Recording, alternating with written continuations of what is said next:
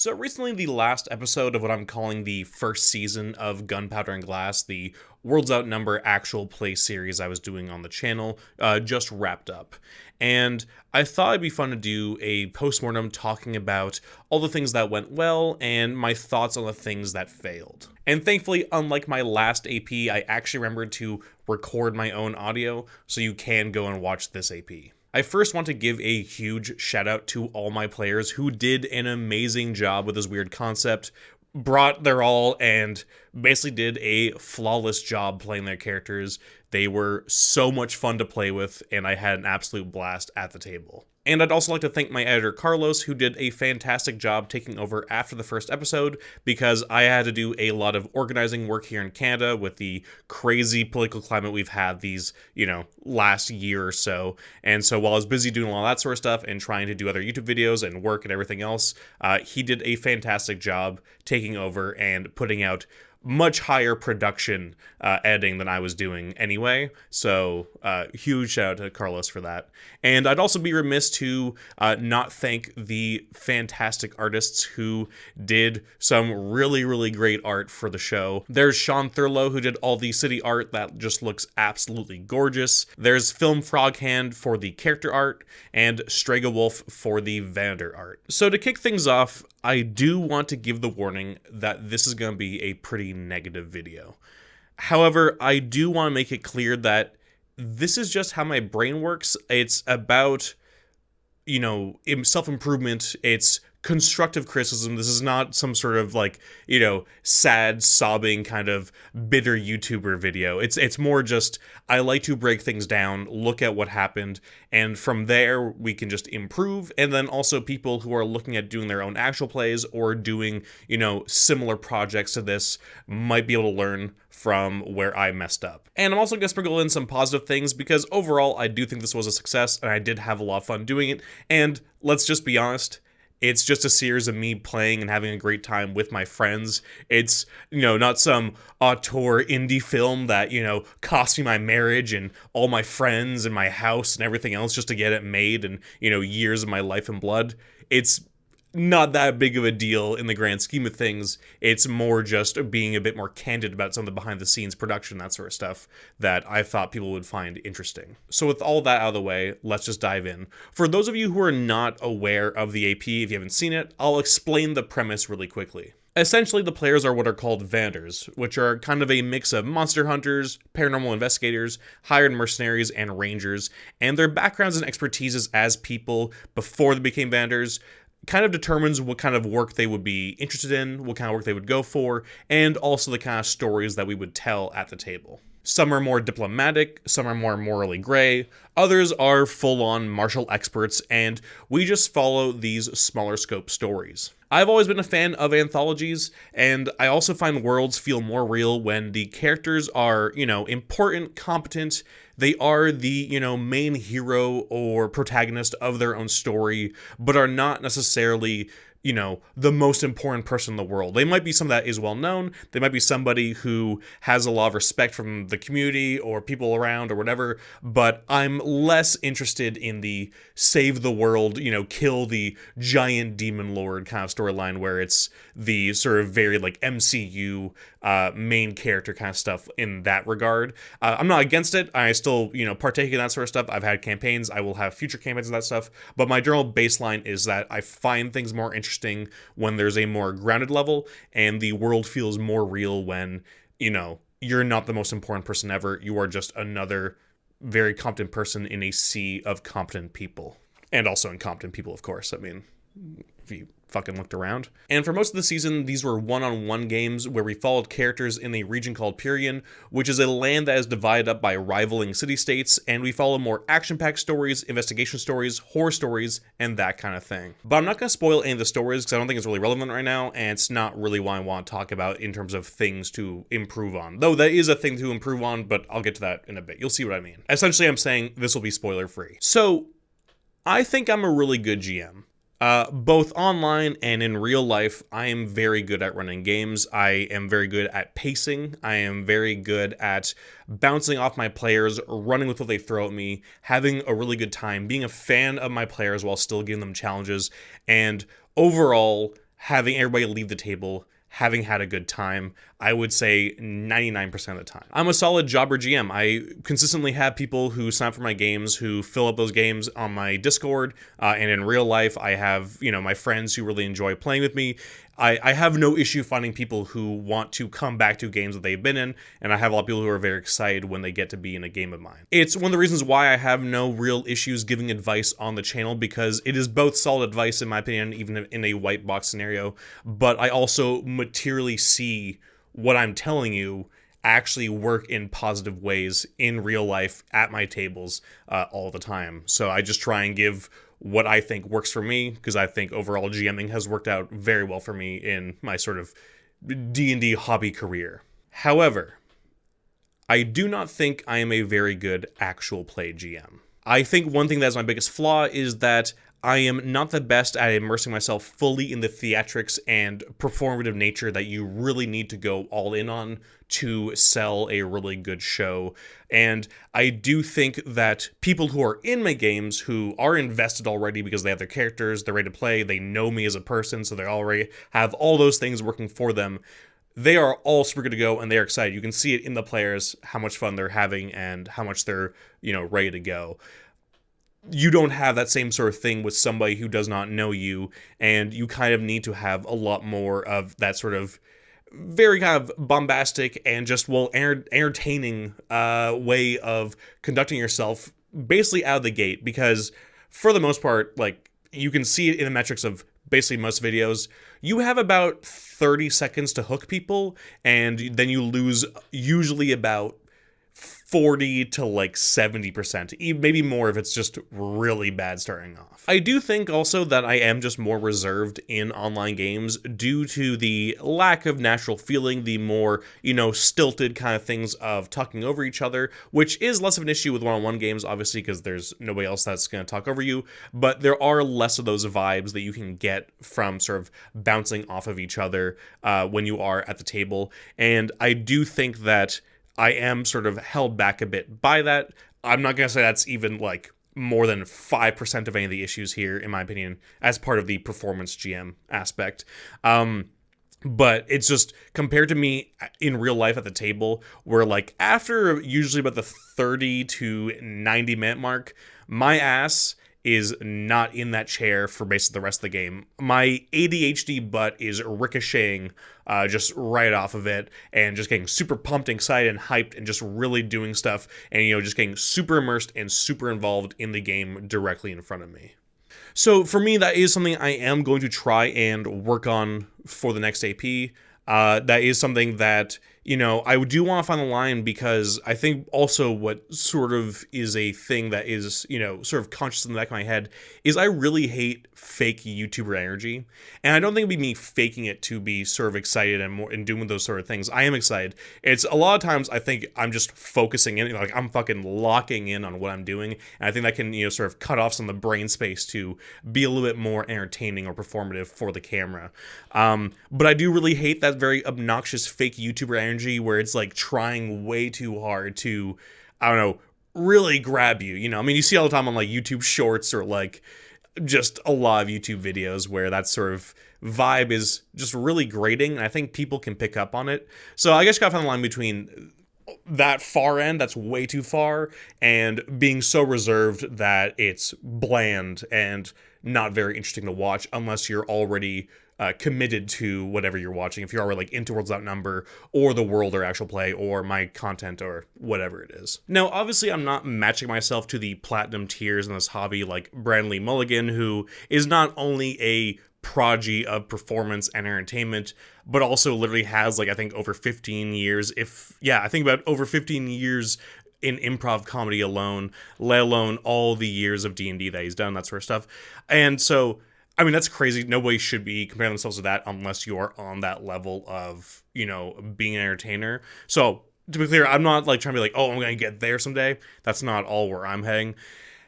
I'm just thinking this is a weakness that can be worked on, and unless I get multiple concussions in the next year or two, I think things can only get better. And the great thing too is that if I can get a proper space at some point and enough nice expensive cameras and proper lighting, maybe I'll be able to do an actual in person at the table actual play at some point, and we'll actually see if I do, a better job in that regard when I'm actually in front of people and actually able to feed off their energy during the game. Honestly, I think the concept for this series is damn good. I think it lends to more interesting and unique concepts in the actual play world, not to mention is way more accessible for somebody just wanting to turn on an episode and not have to scrounge a wiki to figure out what's going on or who the characters are, or, really trying to gather everything before they can just click on the latest episode. You don't need to watch the last episodes to understand what's going on here, and I'll basically repeat a lot of basic information so that anybody who hasn't seen any of the other ones should be able to join in and be completely fine. I'm not against doing a more traditional actual play, with the 4 players and the banter and all that sort of stuff. I mean, the Pile of Shame campaign was close to that, though. I'll talk about that in a second. But there are so many people out there pumping that content out day in, day out, that it just feels like if people want that, they'll just go to that, because a lot more people are better at getting consistent content out constantly. Might even have just, the better chops, both tech-wise and just improv-wise. I mean, there's the Legends of Advantis, where it's like, I would not really want to play in that group necessarily, in terms of it just being non-stop jokes for the most part, but, I don't really watch the actual plays. I've only seen, the shorts, or I've only seen, the highlight reels, so I don't know how much they actually do a lot of the actual story stuff, but that sort of stuff is super entertaining, they're super funny, and there are a million different, Adventure Zone ripoffs, or any of that sort of thing, where there's all kinds of people out there, because basically everybody plays a game, does kind of decently, and they're like, should we record this right now? We're pretty fucking funny. Let's do this. So that sort of stuff is everywhere. And my thoughts are, even if the stuff I make is flawed, I like to think at least that I am doing something that others aren't necessarily doing. It's why I had the gimmick with the Pile of Shame campaign, where you can kind of see the DNA from that one in this one, where I'm essentially running a campaign with these enclosed adventures, just trying to eat away at all these adventures I keep buying. And just like this series, you could essentially click on any of the episodes that aren't the second part of one of the adventures, and you'd basically be good. You might not get some of the inside jokes, or you might be confused as to some references here and there, but overall you should be able to watch it and not have any problems.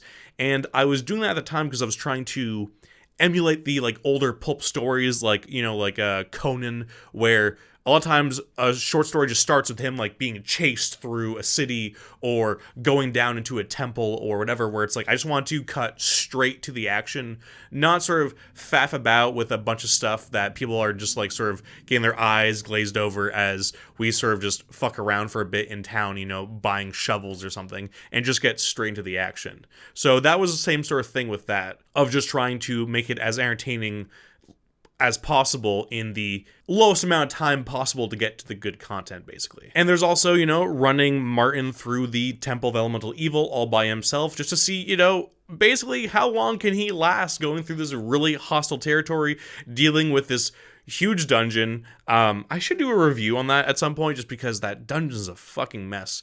I think the best part of that game was the Village of Hamlet and the old castle, the old fort that was crumbling. I think that was my favorite part, was all the stuff dealing with that. The temple was cool itself, but it was really fun just watching Martin have to interact with the NPCs and the world, and sort of just basically kind of deal with everything by himself and see what he does. So I'm not closing off the potential of me doing a sandbox game, or, a very story-heavy game and a very, classic actual play kind of thing where we follow 4 characters and they run through a thing. I mean, I do want to do, a Shadow the Demon Lord actual play at some point. I do want to do sandbox games at some point. I definitely am going to do that someday.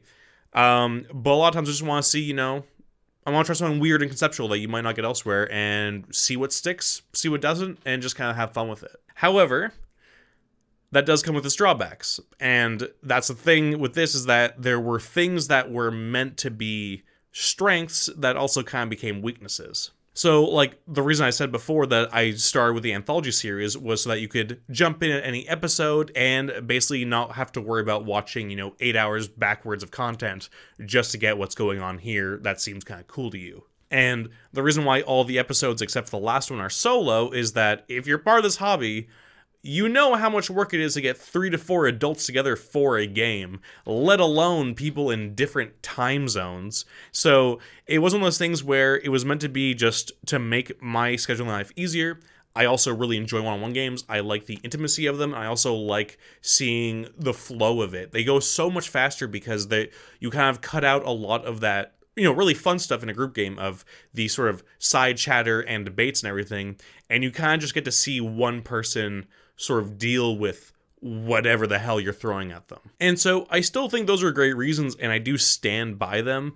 But what ended up happening is that I essentially made 6 back-to-back recording sessions with each of these individuals.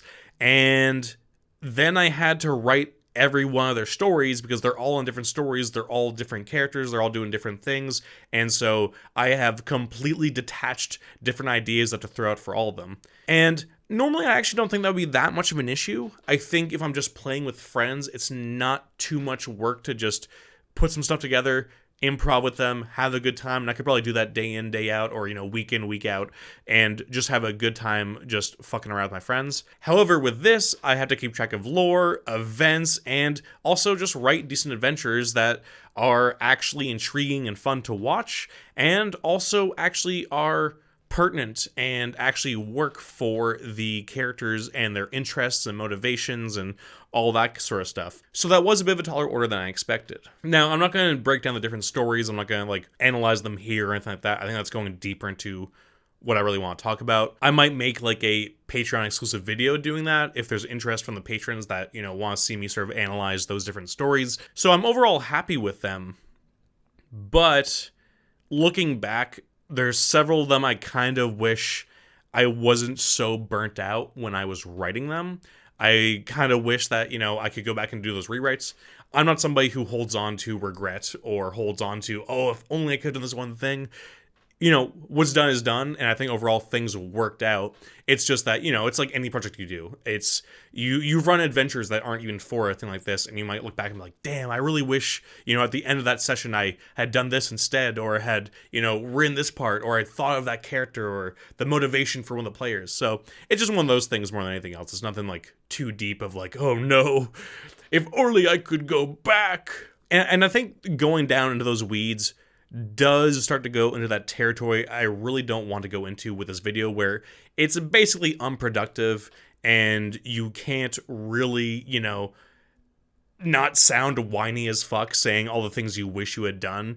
The problem is, what happens has happened, and you just have to learn for the future. And what I've learned for the future is that before I really set these schedules, I want to make sure I have several scripts ready, at least 3 ready, so I have a big buffer zone, so I have time to, actually write it, edit it, sort of go through it, have fresh eyes on it, that I'd be like, oh, this part's actually not fun, doesn't make sense, stupid, whatever, let's change this, let's do that.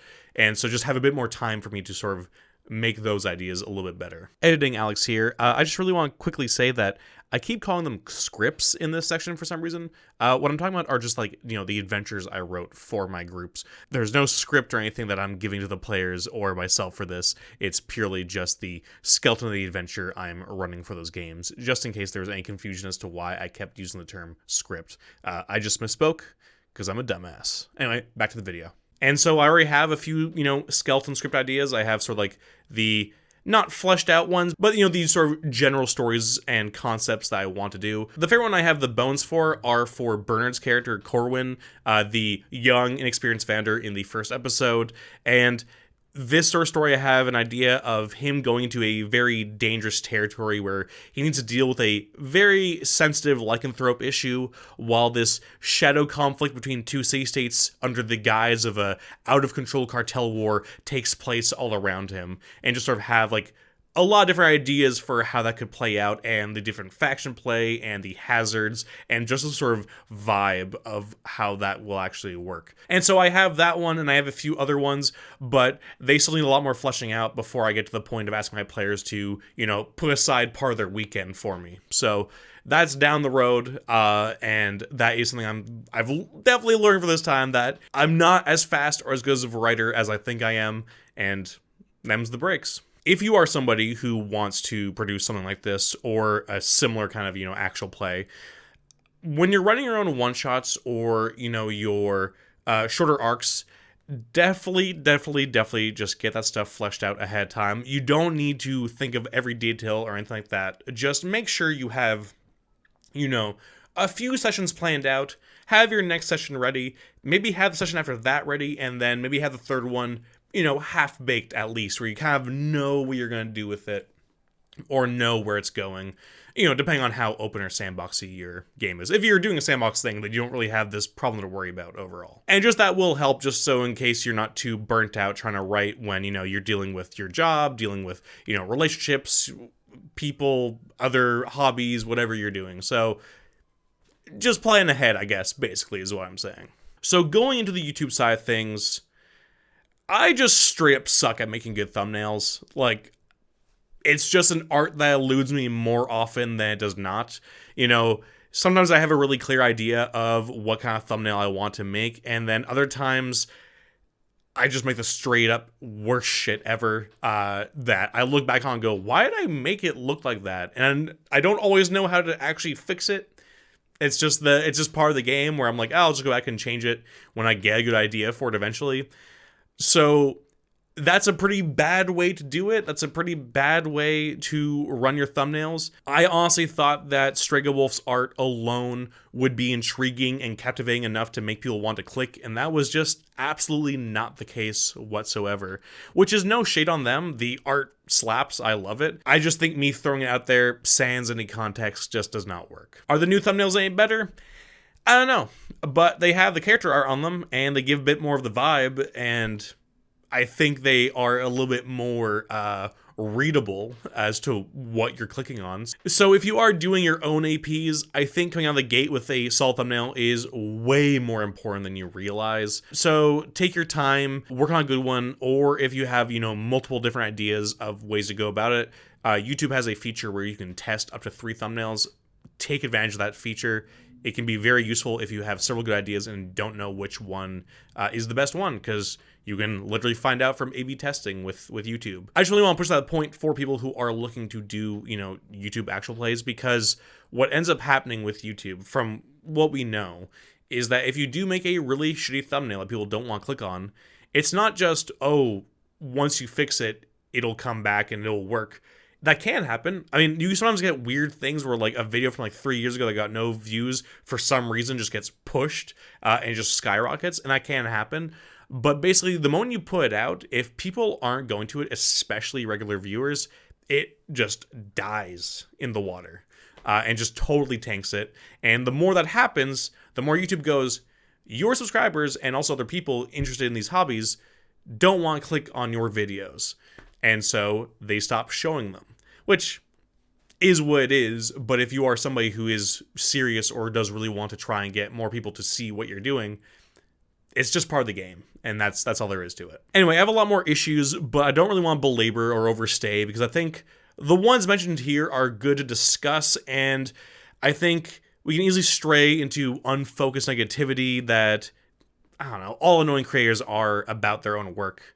You hear people all the time just being super down themselves, and it just gets annoying, where it's like, no, but you did a good job, or, yeah, no, it wasn't great, do better next time, and then they keep going, and it's like, I don't know what else you want me to say. Yeah, I'm out of constructive criticism. I'm out of advice. Now it's just kind of whining. And I want to be very clear. I think like 99% of comments and feedback I get are super positive. This was not like in response to like any hate or, me coming down on myself super hard. But I just think going overly deep into these issues can become self-indulgent, so I don't want to go too far. And I think you just kind of have to, put that space to be constructive and criticize yourself and figure out how you want to improve. And then once you do that, you just take that space and put somewhere else, and you just kind of move on and keep going. And so this wasn't like in response to anybody being like, super shitty or anything like that. I just thought it would be an interesting video for anybody else who's also like a small TTRPG creator. And like, this was a weird and experimental AP, and I think overall, despite its lack of views and the issues mentioned here, was a success in my books. I got to play with my friends. I had a great time laughing with them. I loved being surprised by some of the crazy shit or decisions they decide to do. I mean, just see what Dan did with the barrel in his episode, or what Jack did on that bridge in his first episode, or also the ending of Bernard's episode, which still haunts me with feverish glee to this day. And I loved watching Martin's thought process as he was trying to deal with these wacky factions that he was forced to engage with, or, you know, the opportunism that Heather had when she came across a very interesting NPC. Like, all of them had all these great moments or memorable parts that I look back on really, really fondly and had a really good time being a part of. So I realize how rough this video may come across, sounding like someone, you know, crying their work didn't do as well as they think it deserves, but I'm not really a believer in this, you know, evil volcano god algorithm. I think generally your content gets what it deserves,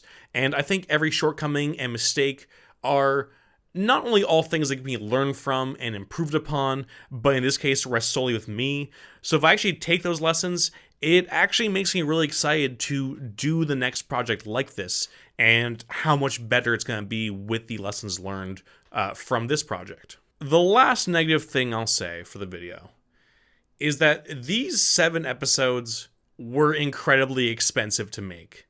Between paying for an editor, paying for a handful of artists, it was a lot of cash for not much of a splash. And I didn't go into this expecting to make money. It's a fucking small channel on YouTube that focuses on a niche tabletop game. Like, I wasn't expecting to do much. Like, not even fucking close. In fact, like, I primarily made this for all the people who had watched a lot of the Worlds Outnumber videos I had done in the past, and were asking about actual plays, wanting, you know, higher quality actual plays out there, because unfortunately, a lot of the actual plays in the indie space are pretty hit or miss. You know, you got people who are recording their sessions on like a fucking Game Boy camera. So it is one of those things where I was like, you know what? I love Worlds Outnumber, and I think the community is really cool. Let's do something that I think a lot of people in the community will like. The city art alone that I commissioned from Sean Thurlow would put me in the red. So this was obviously not about making the money. And if I was going to make the money, I would be in probably the worst space in YouTube to try and do so. And so I don't really do calls to action. Like I said, I think there's no evil algorithm that's keeping the little guy down. I think the audience is the algorithm. If your content can't capture an audience, your content gets tossed aside, and you just need to do better. But in this case, I will make an exception. With the amount of work and money, and I think the exceptional players that put on a, you know, fucking hell of a show, I will not be against asking people to go and watch the actual play, you know, like it, share it with people you think will enjoy it. It's also in podcast form. If you have people who don't like watching videos but do want it in podcast form, I'll put that in the description. In any case, it was really fun to make.